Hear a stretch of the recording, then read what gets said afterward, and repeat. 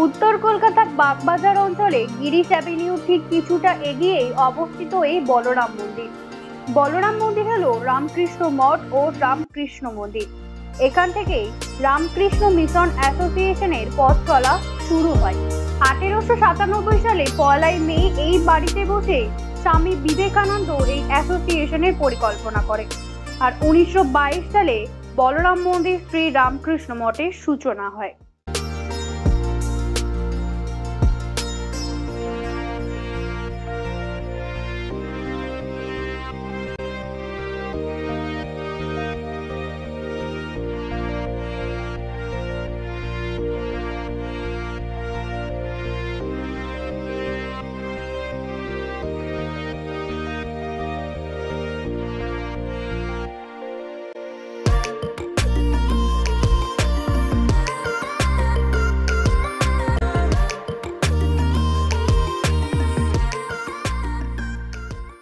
বলরাম মন্দির শ্রী রামকৃষ্ণ পরমহংসের শিষ্য বলরাম বসুর বাড়ি ছিল।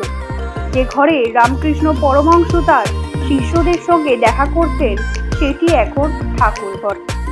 সারদা দেবী যে ঘরে বাস করতেন সেই ঘরটিতে একটি সিংহাসনে সারদা দেবীর ফটো রেখে এখন পুজো করা হয়। বলরাম মন্দিরে আরো একটি ঠাকুরঘর আছে। এখানে বলরাম বসুদেবের পারিবারিক গৃহদেবতা জগন্নাথ, বলরাম ও দেবী সুভদ্রার পুজো হয়। বলরাম মন্দিরের বারান্দায় একটি কাঠের রথ রক্ষিত আছে।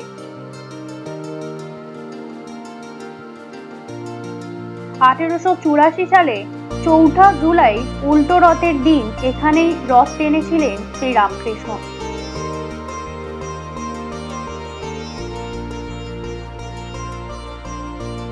পরের বছর 14 জুলাই ও এখানে রথ টানেন তিনি।